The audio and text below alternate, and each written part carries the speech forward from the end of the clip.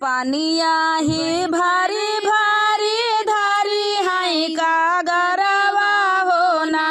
रामा माराई लागी नागिनी माछारिया होना रामा माराई लागी नागिनी माछारिया होना पानिया ही भारी भारी धारी हाई का गरवा होना रामा माराई लागी नागिनी माछारिया होना रामा माराई लागी नागिनी माछारिया होना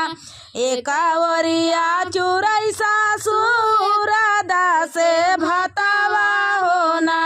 सासू एकावरिया चुराई नागिन माछारिया होना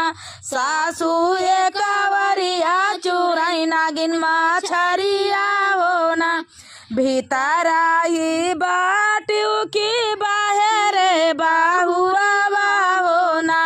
बाहुआरी लाई के जेवाबू जेवा नरवा होना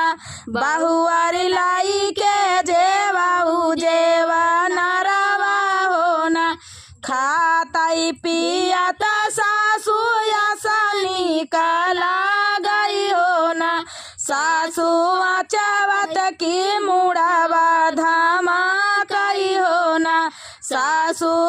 चावत की मुड़ावा धामा कई होना जाऊ तोरा बाहुआरी रे मुड़ावा धामा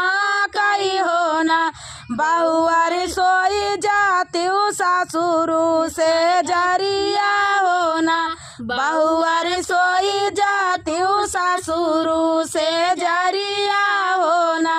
हरा ज्योतिया माई कुदरिया गोड़िया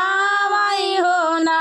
माया कहाँ गाई पतारी तिरिया होना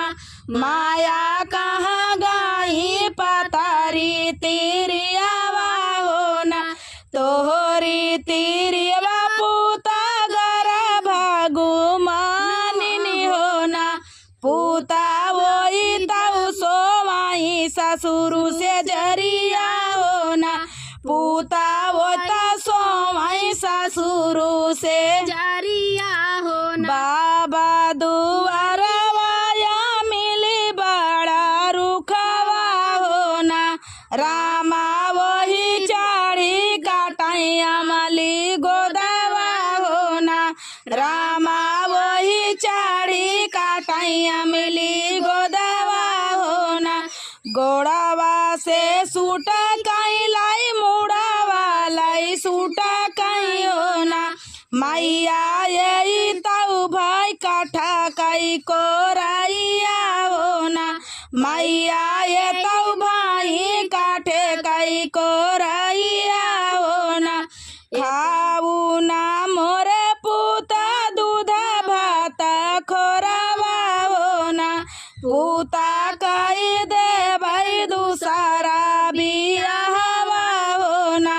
पूता कई दे भाई दूसरा बियाहवा होना खाऊ ना मोरे पूता दूध भात खोरावा होना पूता कई दे भाई दूसरा बियाहवा होना पूता कई दे भाई दूसरा बियाहवा होना आगिया लागल भाई मैया दूध भात खोरावा होना मैया चढ़ली जवनिया रड़ुआ की होना मैया चढ़ली जवनिया भाया के लावा होना मैया चढ़ली जवनिया भाया